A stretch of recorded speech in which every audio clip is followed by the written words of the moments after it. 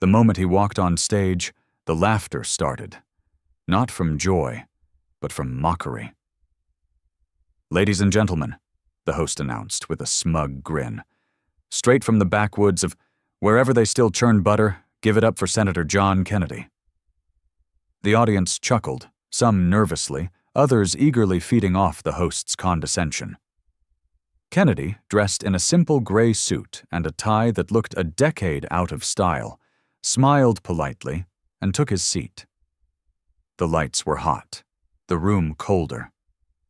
The host leaned in, microphone in hand, flashing a toothy grin. "Tell me, Senator, do they teach public speaking in chicken coops now, or is that a Louisiana exclusive?" The studio burst into laughter again, louder this time. Kennedy didn't flinch. He didn't smirk. He simply looked at her the way a mountain looks at a passing breeze. "Ma'am," he said with a slight nod, "I reckon they do things a bit different where I come from, but we try to keep it honest." His voice was calm, warm, unmistakably Southern, and instead of laughing with him, the host mocked his tone with a crude impersonation, twisting her mouth and saying, "Well, I do declare," as if she were in a bad soap opera. The audience laughed harder, but this time a few people in the front row exchanged uneasy glances. Behind the camera, a young intern turned to the senior producer. "Is she really doing this live?" she whispered. "Does she know who he is?" The producer shrugged. The host pressed on, interrupting Kennedy every time he tried to speak, throwing in sideways jokes about fried chicken and front porches. Kennedy sat still, his hands folded gently in his lap, eyes steady. This wasn't the first time he'd been underestimated. It was, however, the first time it was happening live, in front of millions. Somewhere in the crowd, a woman raised her phone, quietly hitting record. The camera caught everything: the jeers, the interruptions, the sly smirks. Then came the moment that turned. "Do you even know how to use email?" the host asked, flipping her cue card with mock concern. The laughter was immediate, but it was thinner now, more forced. Kennedy adjusted his microphone. "May I speak?" he asked. And for the first time, the host hesitated. Maybe it was the stillness in his tone, or the shift in the air. But she leaned back and gave him the floor, just for a moment. "I grew up in a house with no insulation, ma'am. Winters were cold, summers were hotter. My mother cleaned houses. My father drove a truck. I studied by candlelight when the power got cut off. My first book was from a church giveaway box, and the first person who told me I could be more than that was a teacher who didn't laugh at how I talked." The audience quieted. You could hear the stage lights buzz. "She told me, 'John, the world will try to measure your worth by the way you sound, the way you dress, or where you come from. Don't let them.'" Kennedy's voice cracked slightly, not with weakness, but with memory. "That woman gave me the courage to speak anyway, even when no one wanted to listen." Silence wrapped around the studio like a velvet curtain. The host tried to cut in, but the energy had shifted. The crowd wasn't laughing anymore. They were watching, listening. You could feel it in their posture, their breath. One person clapped, then another. Then the room broke into applause, not thunderous, not forced, but real, authentic. The kind of applause you hear when a truth finally lands. And if you felt that shift, that sudden twist in the air when someone flips the script live, when someone mocked becomes someone revered, then you know what to do. Go ahead and hit that like button. And if you felt that in your gut, type 9 in the comments. Not for me. For everyone who's ever been laughed at just for being themselves. As the applause continued, the host sat frozen. Her smile had faded. Her grip on the cue cards tightened. Kennedy didn't gloat. He simply leaned back in his chair, looking out into the studio lights, and said, "I don't need to be the loudest voice in the room, ma'am. just the one worth hearing. The cameras kept rolling, but the tone had shifted completely. Gone was the smug grin from the host, replaced by a tight-lipped stare and forced composure. She shuffled her cards, cleared her throat, and tried to reclaim the stage. "Well, Senator," she said, her voice sharper now, "I suppose we all love a good underdog story." But the audience didn't laugh. The energy in the room had moved on, and she was suddenly chasing it, not leading it. Kennedy gave a polite nod, his expression unreadable. "It's not a story," he said calmly. "It's just my life." The host fumbled for her next line, trying to lighten the mood. "So, tell us, what's it like to be a Southern gentleman in a world that moves a little faster?" There was a patronizing lilt to her voice, but it fell flat. Before Kennedy could answer, a voice rang out from the audience. "He paid for my mother's surgery." The entire room turned toward the speaker. A woman stood in the third row, holding her phone, still recording. Her voice trembled but didn't break. "You probably don't remember me, sir. I wrote your office 6 years ago. My mom was dying, no insurance. You didn't make a speech, didn't post about it. You just helped. I never got to say thank you." Kennedy blinked, clearly taken aback. He nodded slowly. "You don't have to, ma'am. That's what public service is supposed to mean." The crowd erupted in applause again, this time louder, bolder. It wasn't just about the story anymore. It was about the contrast. Humility versus performance. Substance versus spectacle. The host tried to interrupt, her voice rising. "We've got a lot of guests tonight, folks. Let's keep things moving." But the audience had already moved toward Kennedy. People started clapping, even standing. The show's director motioned to cut to commercial, but the floor manager shook his head. This moment was no longer a segment. It was history. Kennedy turned back to the host, his voice steady.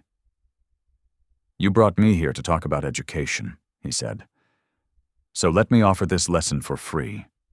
Don't mistake kindness for weakness, and never underestimate a quiet voice." The host's face stiffened. She tried to regain footing, to steer the conversation back into safe, controlled waters.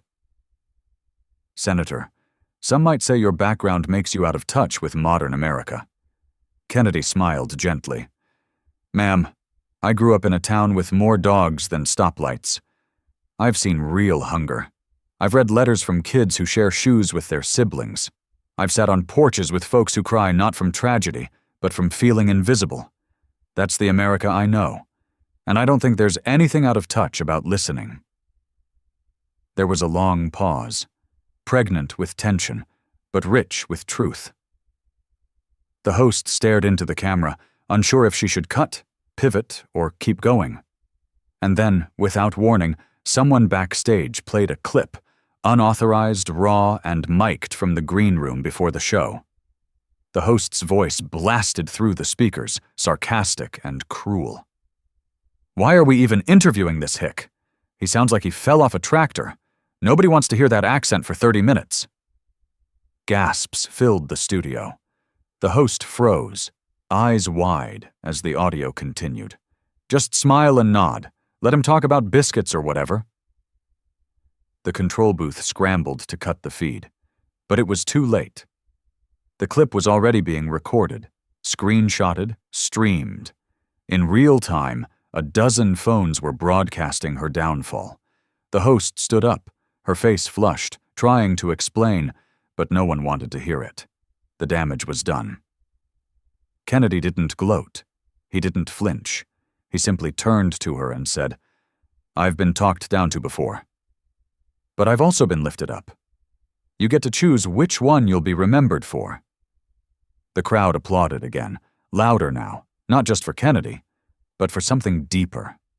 For integrity. For decency. For the kind of voice that doesn't need to shout to be heard.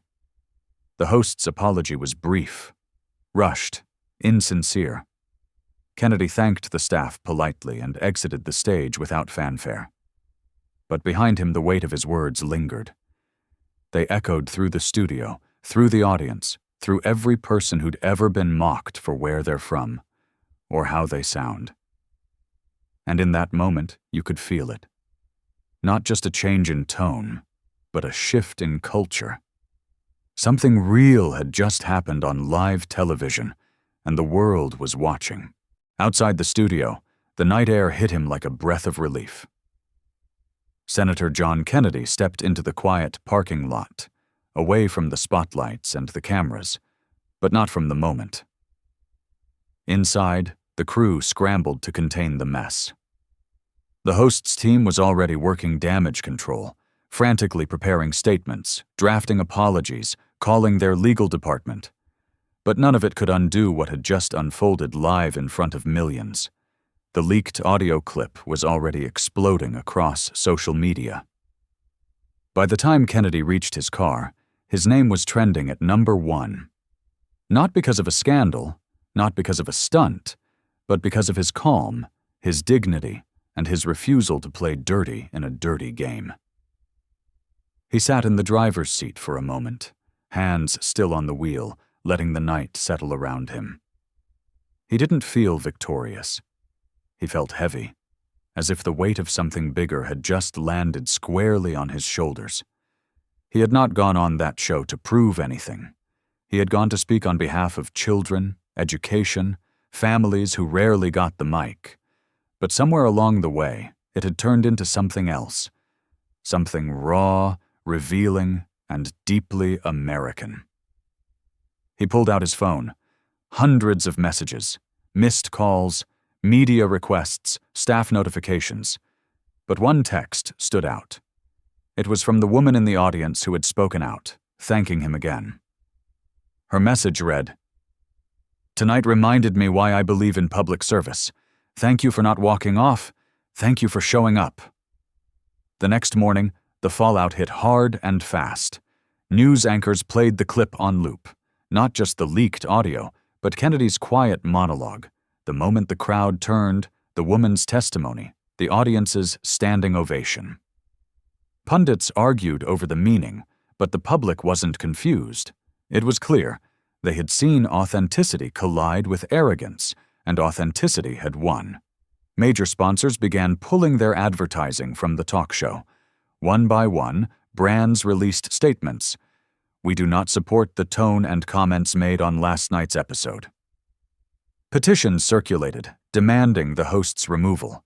Her name, once synonymous with sharp wit and edgy entertainment, was now attached to a different narrative, one of cruelty, elitism, and tone-deaf privilege.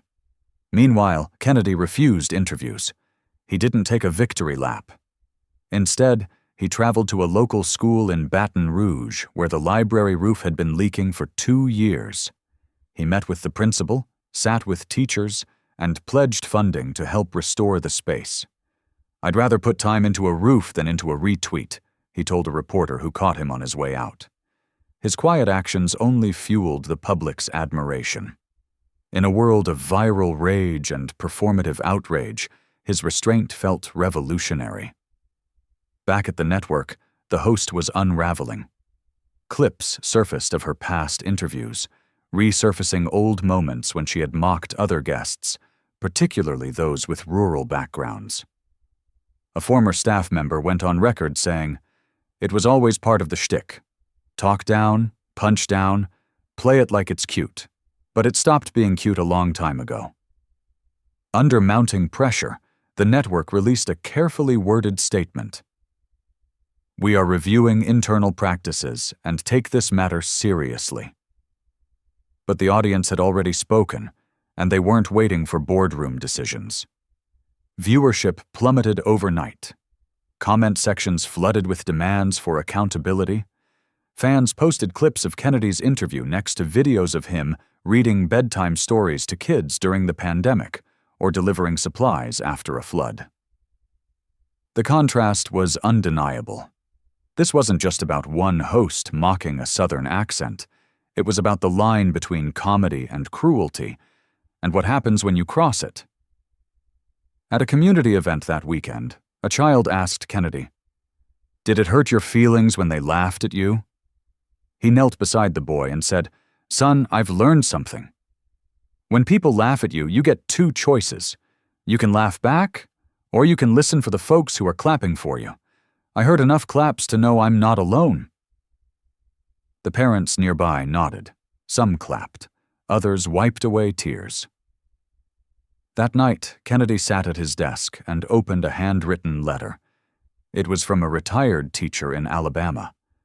She wrote, "I taught for 42 years, and I lost count of how many kids got mocked for how they talked. I used to tell them, 'Don't let your accent drown out your meaning.' Last night, you proved that true on national television." He read it twice, then folded it carefully, placing it in the top drawer of his desk. In an age that moves at the speed of outrage, where attention spans reset every 24 hours, something rare had happened. Something that stuck. Not because it was explosive, but because it was honest. Because it was human. The next morning, a billboard went up outside the studio where the show had been filmed. It wasn't paid for by Kennedy, or a PAC, or any politician. It was crowdfunded by viewers, and it read in bold white letters, "We hear you, Senator. Thank you for speaking up." And beneath that, in smaller text, "Number voice matters." 2 days later, the talk show officially went dark. The network called it a temporary programming pause. But everyone knew the truth. Behind closed doors, executives were in damage control mode, and the host, once the darling of prime time, was nowhere to be seen. Her social media accounts had gone silent, comments were disabled, a statement had been issued, short and hollow, offering the usual phrases: regret, misunderstanding, opportunity for growth. But no one was buying it. The clip had said enough. The damage wasn't just to her reputation, it was to the illusion she'd built. Her image of sharp-tongued empowerment had curdled into elitism under the weight of her own words, and the public could smell the insincerity a mile away. Meanwhile, Senator John Kennedy continued as if nothing had happened. He wasn't giving interviews.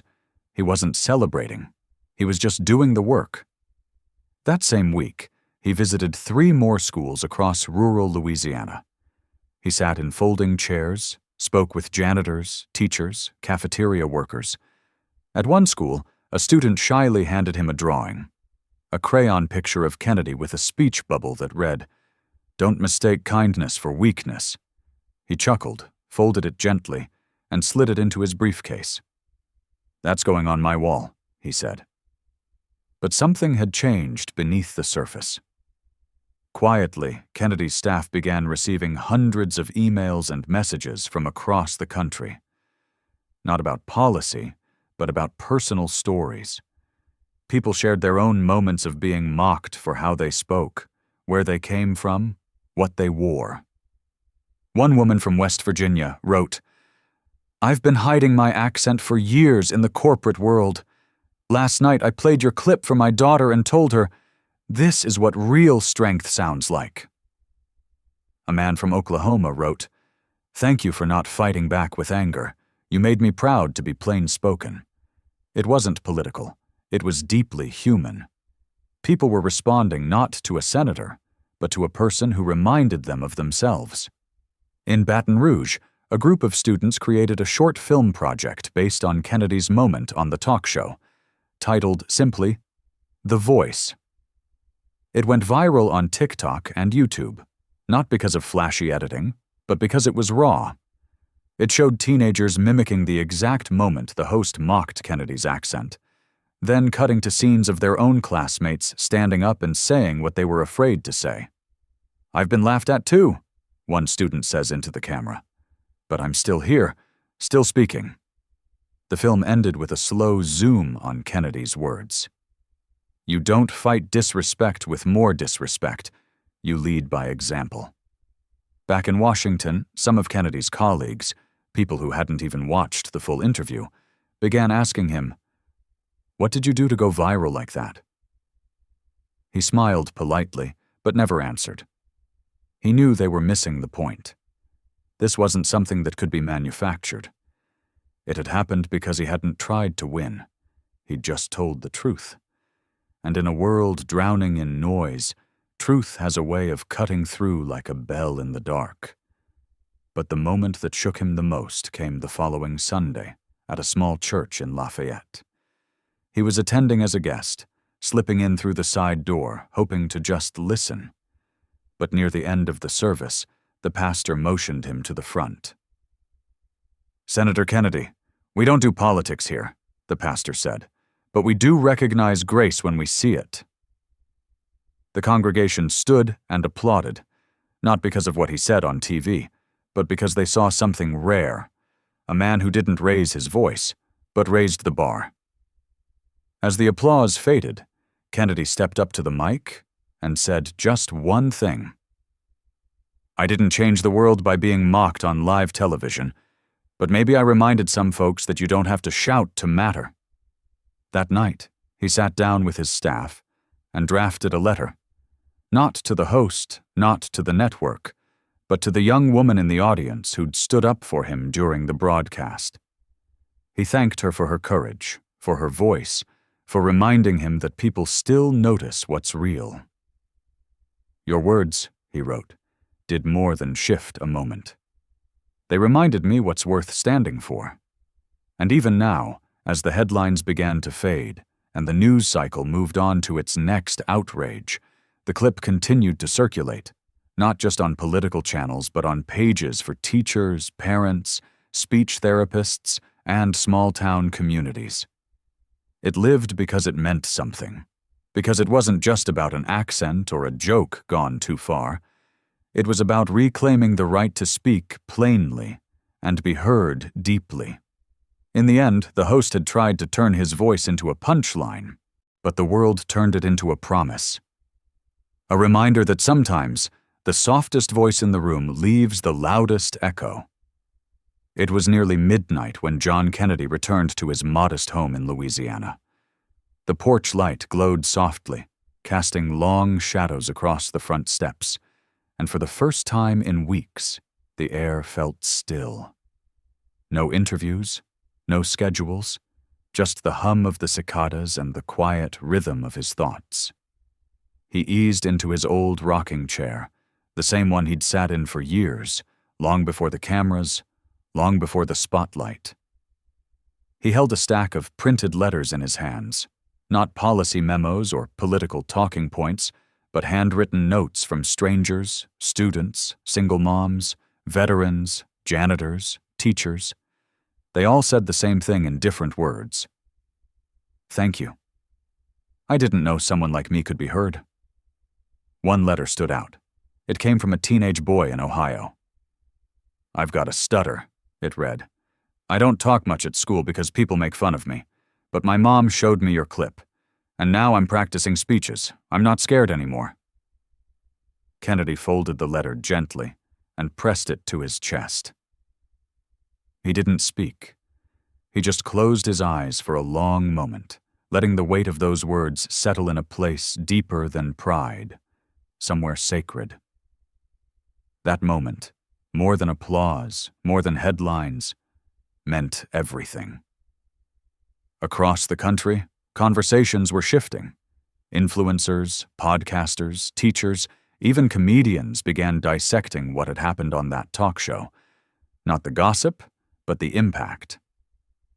For a week straight, the phrase "voice matters" topped trend charts.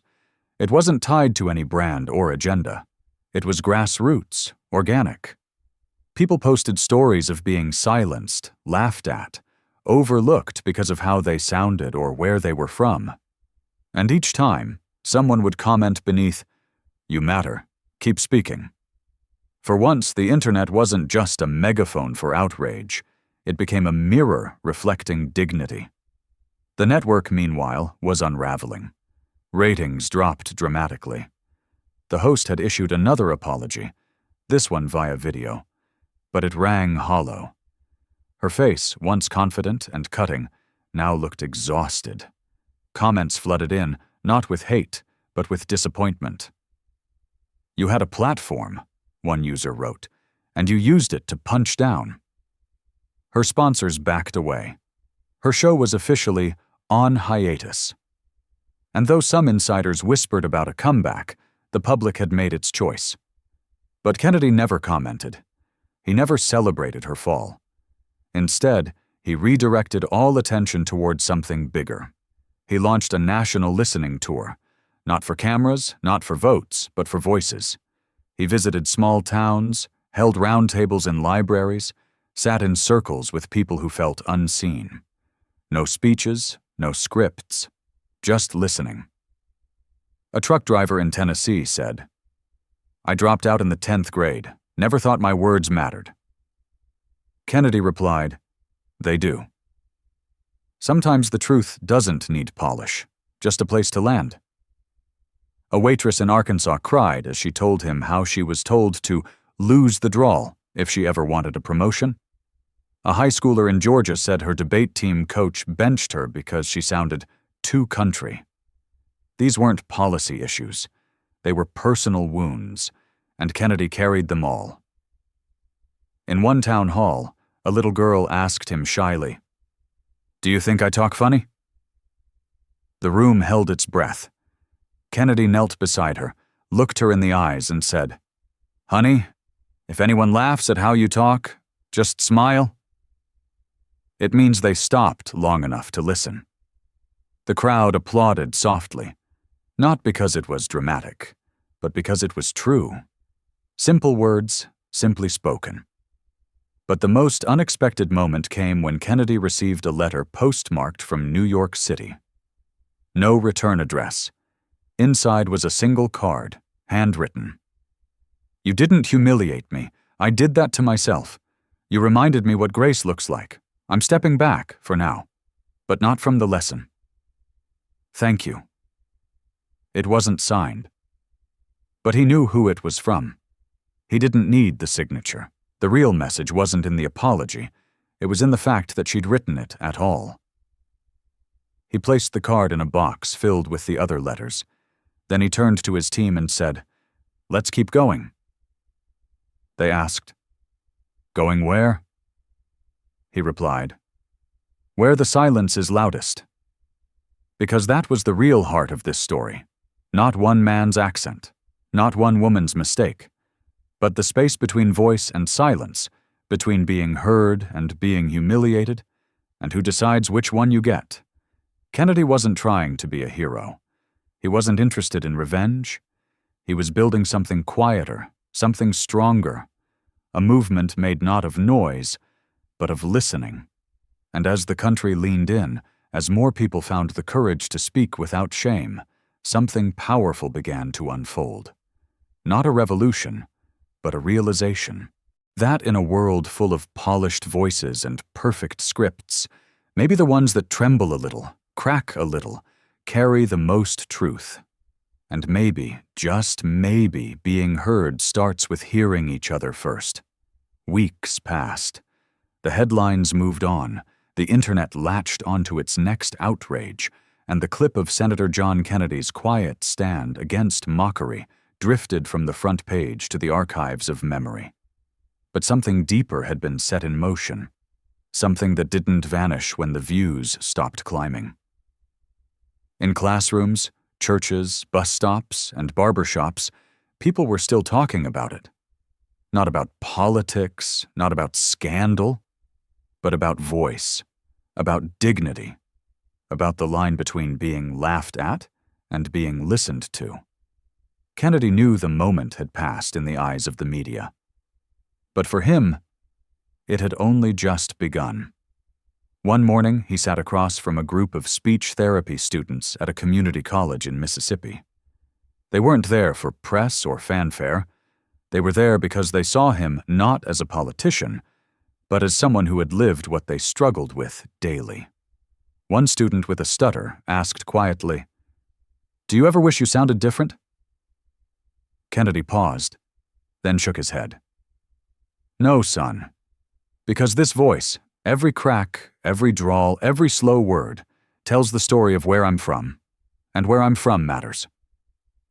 That afternoon, he visited a local radio station.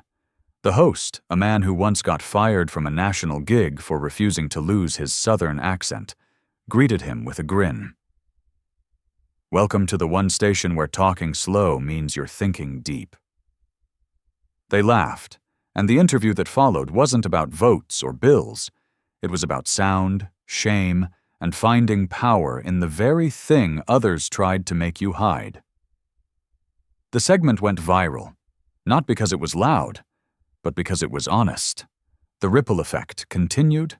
A national bookstore chain launched a campaign called Read Aloud, Speak Proud, featuring people from all walks of life reading their favorite childhood books in their natural accents: Appalachian, Creole, Southern, Bronx, Navajo. It became a celebration of the diversity of American speech.